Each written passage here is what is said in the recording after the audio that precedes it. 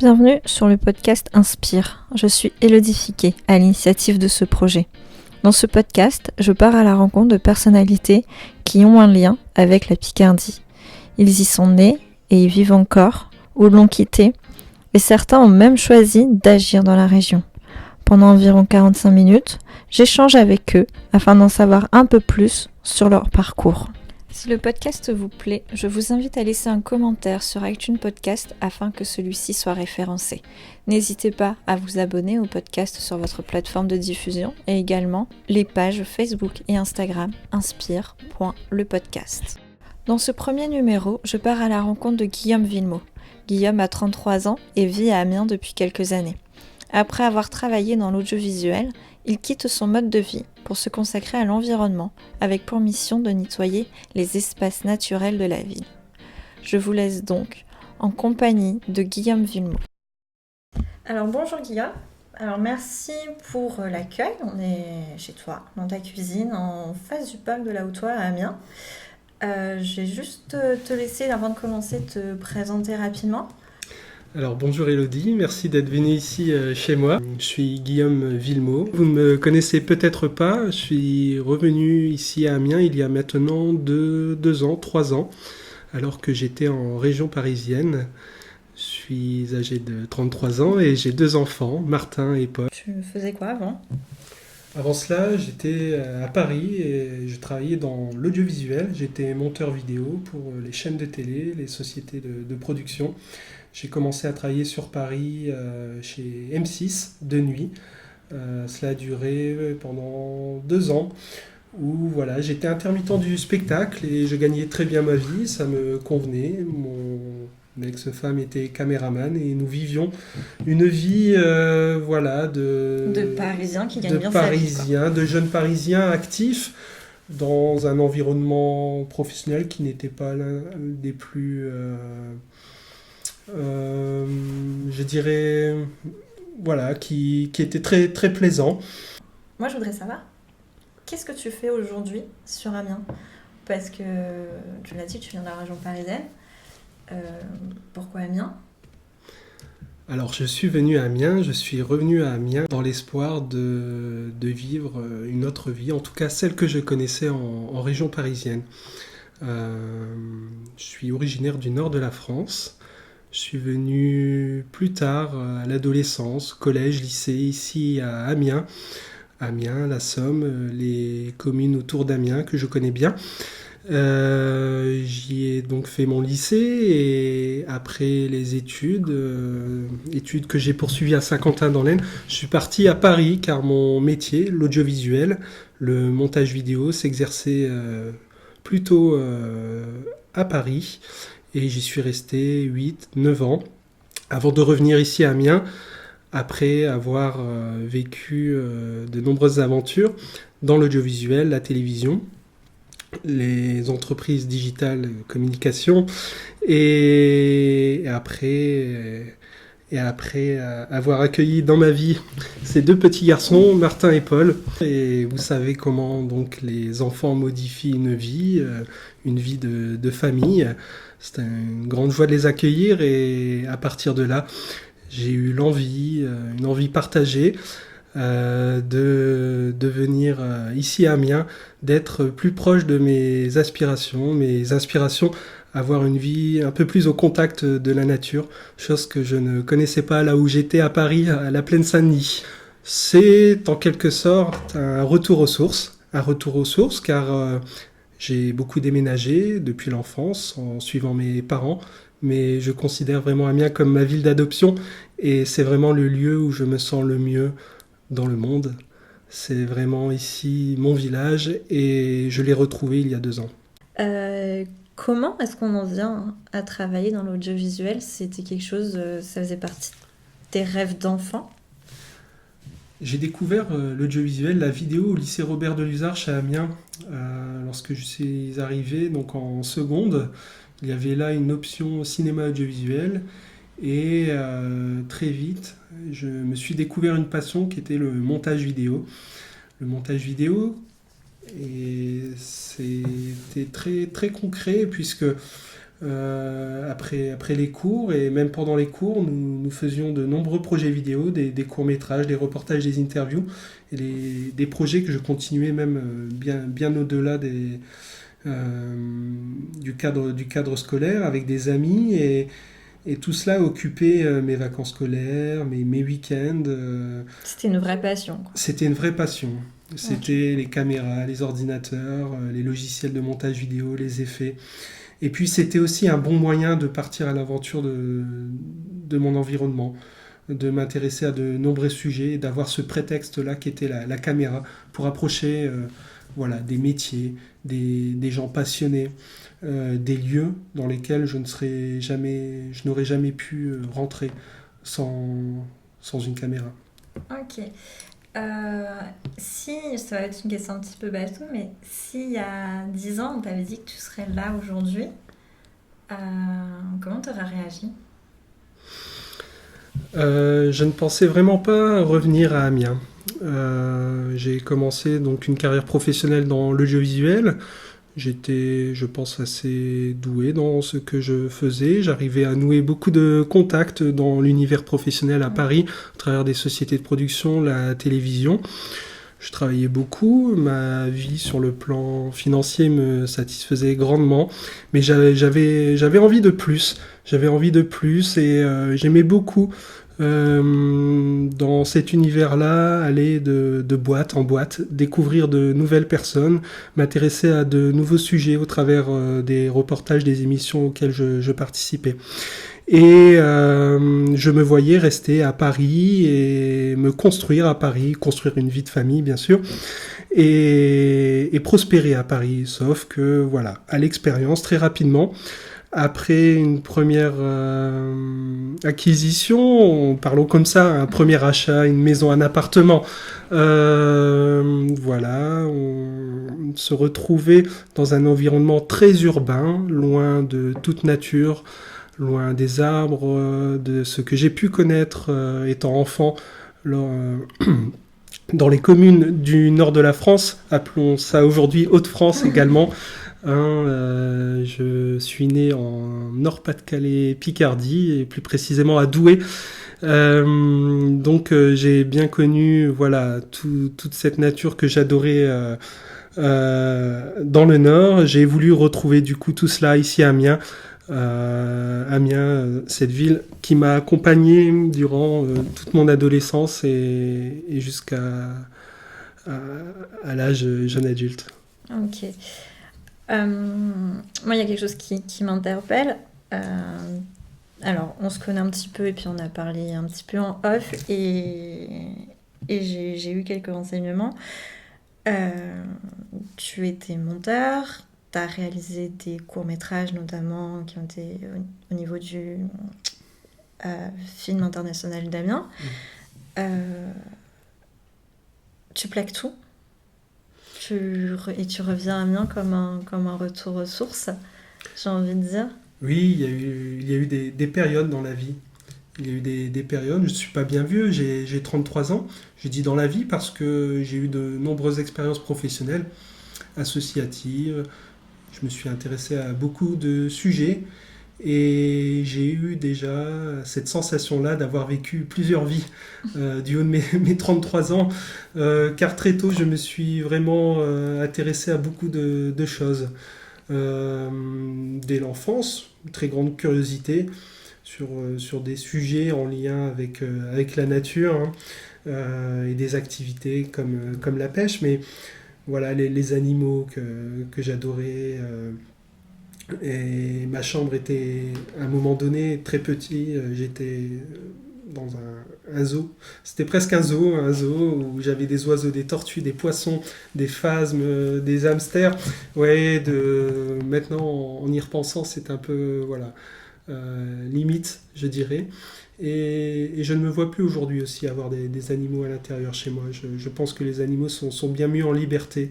Et j'apprécie vraiment de les voir eh bien, vivre tout autour de nous ici à Amiens. Le héron, bien sûr, cet oiseau majestueux et très grand que j'affectionne. Qu'on voit le long du chemin de Halage quand on s'y promène.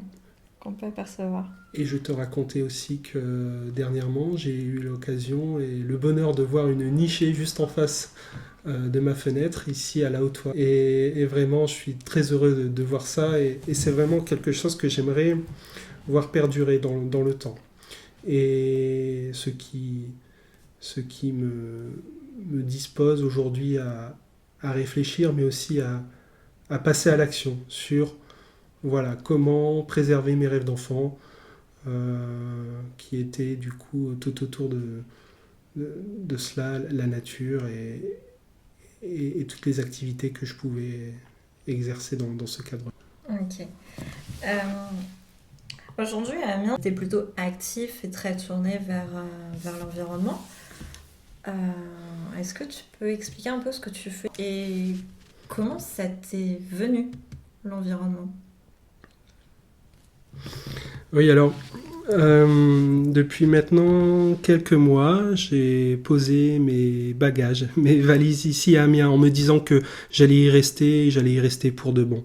Vraiment, ici, je me sens bien et j'ai le temps.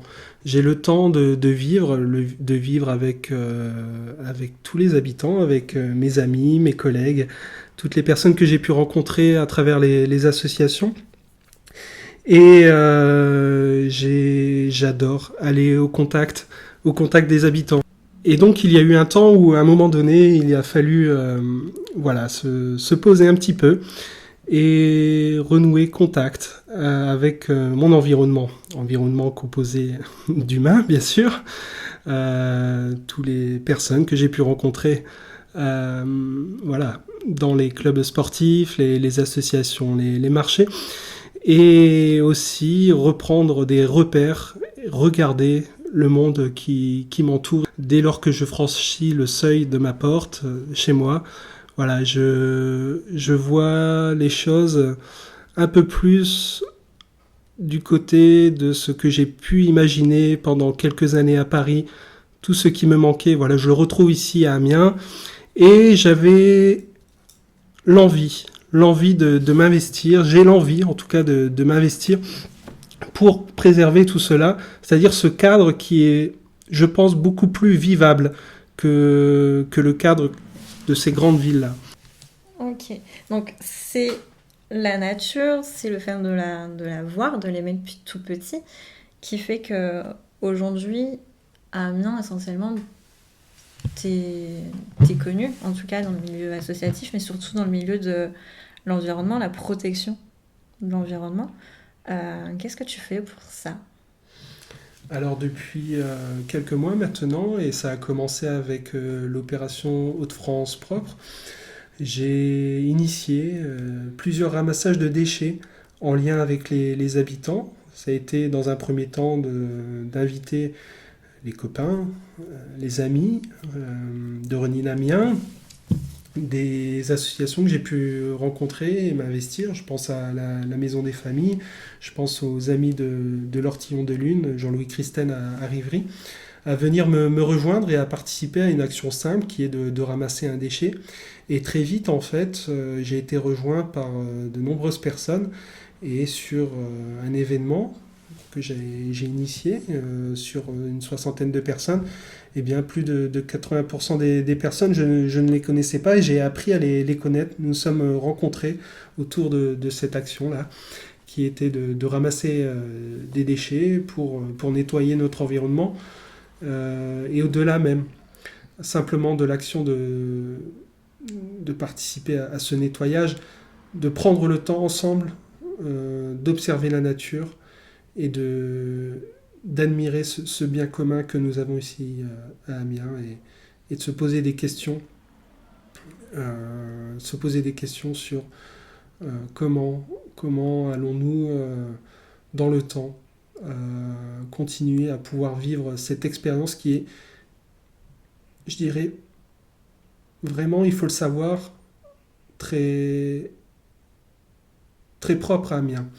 Propre à Amiens, je dirais, parce que revenant de Paris, la région parisienne, et ayant vu la façon dont la société se développait, la ville se développait, le tissu urbain, eh bien, à son apogée, on se rend compte que oui, la nature est oubliée, et que nous avons encore cela à Amiens, et qu'il serait bon maintenant et dès maintenant de se poser les questions et d'agir. Okay. C'est vrai qu'à Amiens, on a un peu la chance que au niveau de la nature, c'est quand même une ville qui est quand même assez incroyable. On a 3 grands parcs, dont 2 en hypercentre.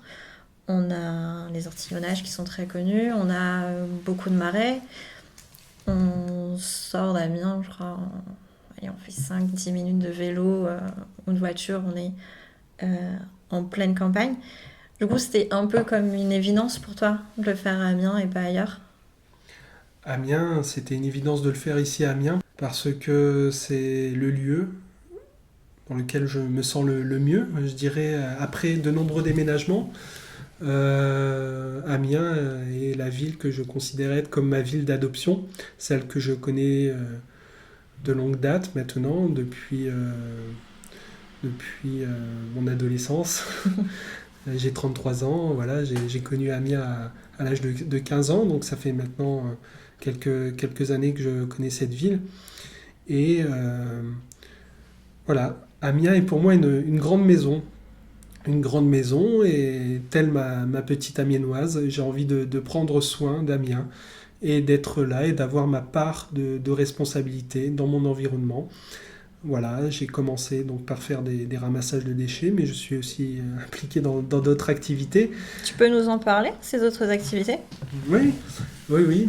Il y a d'autres sujets que je porte à cœur et qui sont du coup en lien avec la nature, la terre, ici à Amiens, et notamment l'agriculture urbaine.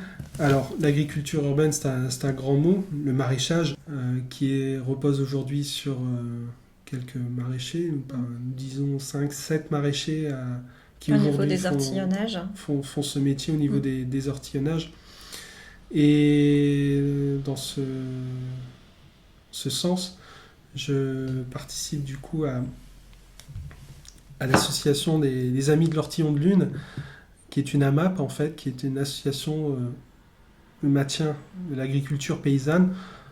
Alors, par un système de panier, nous soutenons du coup un agriculteur qui est Jean-Louis Christen, qui a une démarche bio et responsable envers une agriculture locale, de proximité, produit voilà, à une échelle humaine des légumes, et que nous pouvons du coup acheter tout simplement au marché, rencontrer de nombreuses personnes tout autour de ce marché, et profiter des fruits de la terre. Et c'est quelque chose de très important.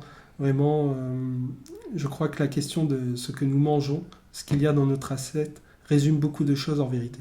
Alors, c'est d'autant plus important pour toi, parce que tu me disais tout à l'heure, ce que je ne savais pas du tout, c'est que tu as fait un CAP maraîchage à côté d'Amiens.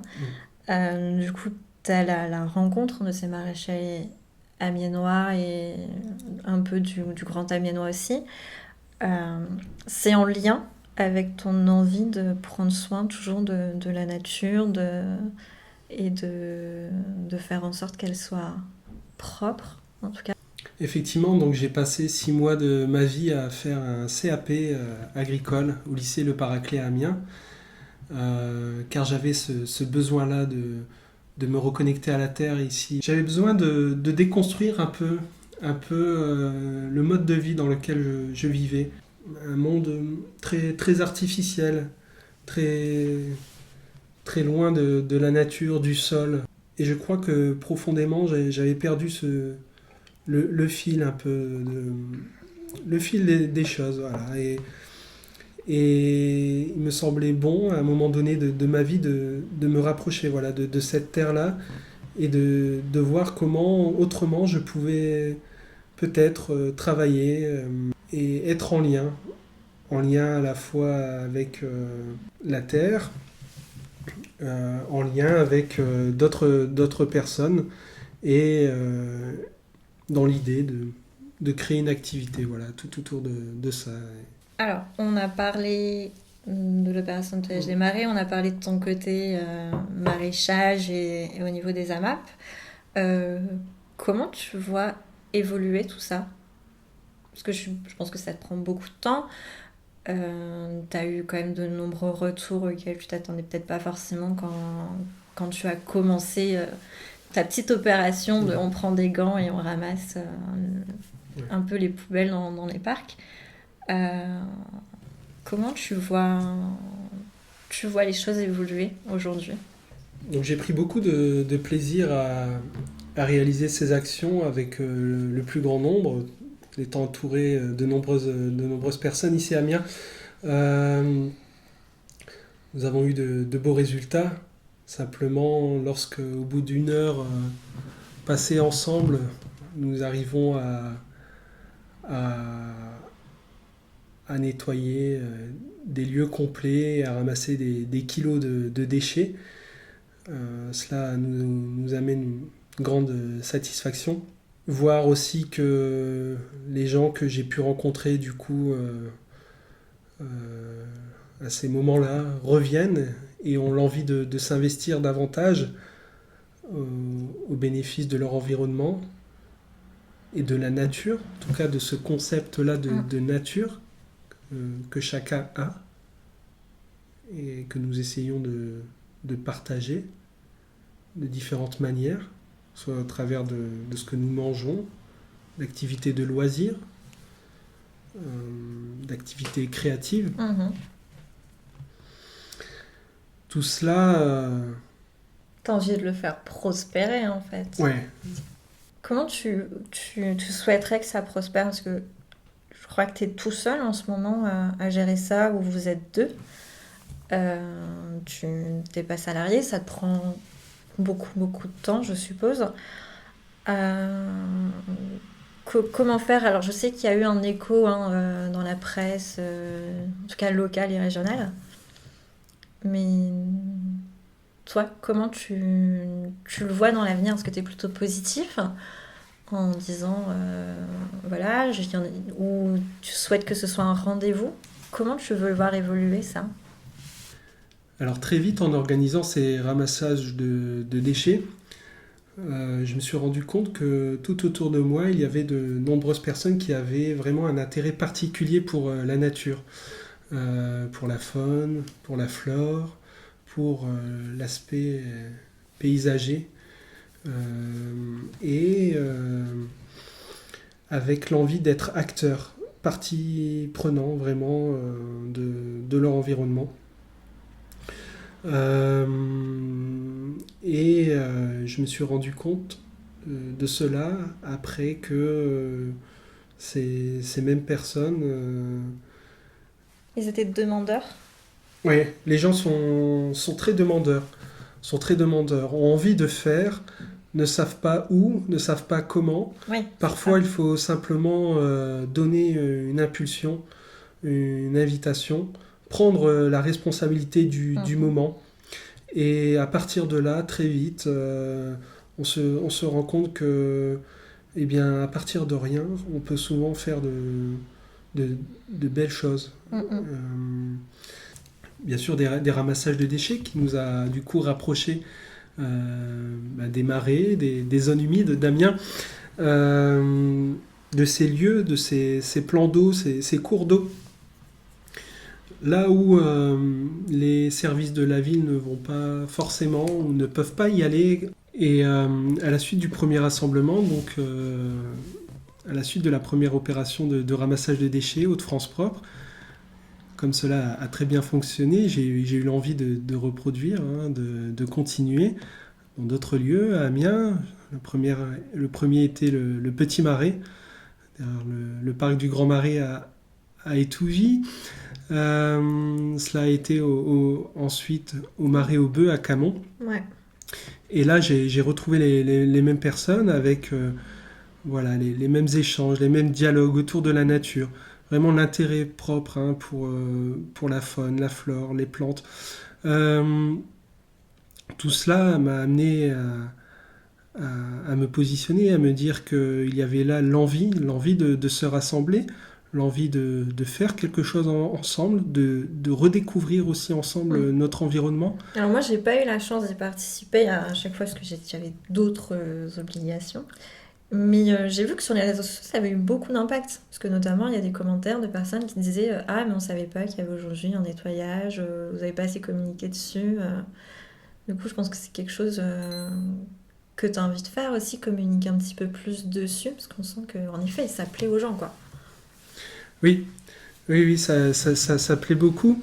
Alors, tout cela, je l'ai organisé de ma propre initiative avec les moyens à dispo. Les réseaux sociaux, que je connais bien, m'ont aidé pour cela. J'ai aussi, du coup, de fil en aiguille, pu contacter les collectivités locales, la presse, Secours et Picard, eu des relais par les villes sur leurs panneaux. Monsieur le maire de Camon, Oui, je crois qu'il a d'une action, participé d'ailleurs à... nous a relayé Ouais. sur les panneaux de la ville. Euh, les marais, donc, qui sont vraiment des lieux à préserver. Ces zones humides pour cette ville d'Amiens qui dernièrement a reçu un label Ramsar De ville verte, il me semble. d'une ville qui du coup possède un capital naturel qui lui est Mm. propre, celui des zones humides, et qui du coup, dans ce cadre-là, souhaiterait, je pense, trouver des solutions pérennes pour eh bien, conserver et maintenir ce capital naturel, je dirais. Mm. Hein. Du coup, tu comptes en faire, parce que là, pendant les vacances, ça s'est arrêté, ces opérations de Oui, nettoyage. oui. Tu comptes reprendre à la rentrée? Oui, alors, dans la lancée, et nous allons du coup poursuivre le 21 septembre dans le cadre du World Cleanup Day. C'est la journée Tu mondiale de nettoyage. nettoyage de notre planète. Mm. Et dans ce cadre-là, j'aimerais euh, en tout cas terminer l'année 2019 sur un bouquet final en initiant de nombreux ramassages de déchets au même moment à Amiens, à différents lieux. J'espère pouvoir mettre en action ce réseau avec le soutien de la ville d'Amiens, avec qui j'ai de très bons échanges suite aux actions réalisées précédemment, et avec l'association World Cleanup Day Hauts-de-France, qui est basée à Lille, qui du coup m'aide dans l'organisation aussi de ce projet. Donc, le 21 septembre, ça approche. Ça ressemble à quoi, du coup, les journées à l'approche d'un événement comme ça? Alors, ce sont des mails, qui tombent toutes les heures et auxquels il faut répondre. Voilà, orchestrer tout ce petit monde ici à Amiens. Euh, c'est aussi voilà,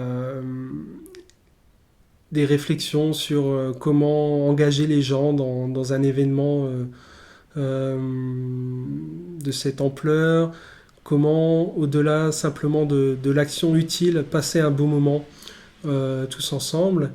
Et donc, pour ce 21 septembre, le World Cleanup Day, nous envisageons avec d'autres associations de nous réunir aux terrasses des bords de Somme, au bord de la Somme, sur l'île Saint-Aragon, pour voilà, partager un moment de convivialité autour d'un pique-nique, un barbecue. Il y aura même un concert l'après-midi qui permettra voilà, de nous réunir et de nous féliciter du travail que nous aurons accompli le matin même aux 4 points d'Amiens.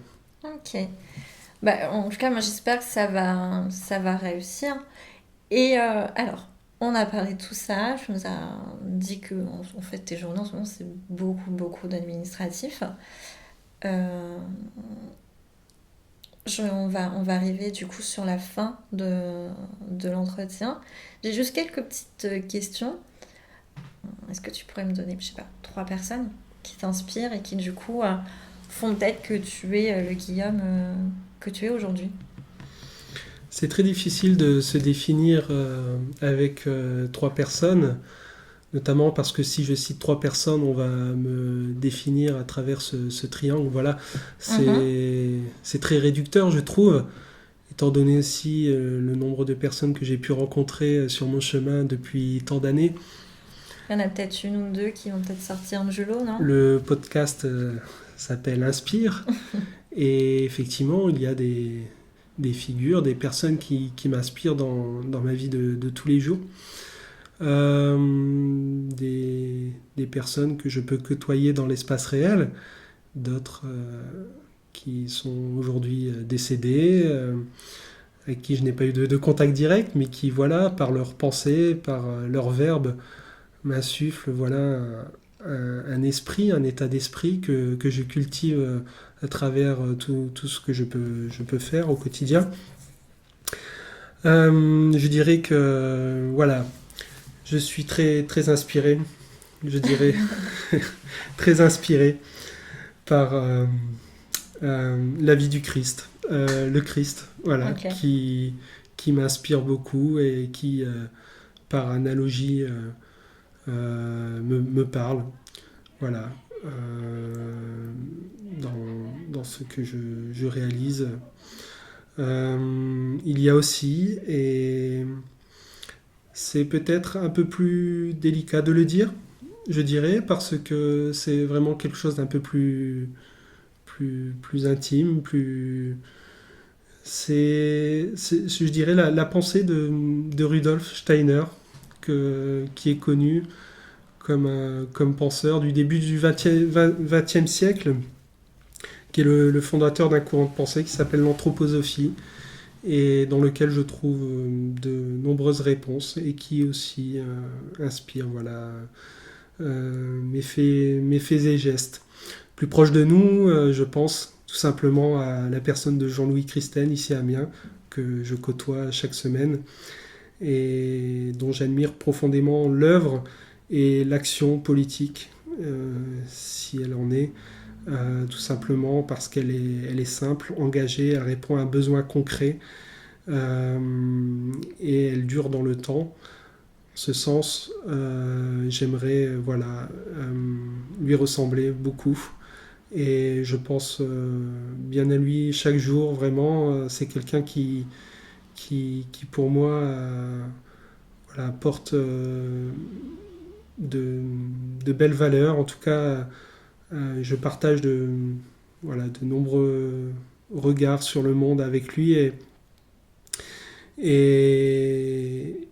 et voilà ce que je peux dire donc des 3 personnes qui m'inspirent. D'accord. Est-ce que tu as aussi je sais pas, un livre, un film, une série, une œuvre d'art qui t'accompagne souvent ou que tu pourrais conseiller?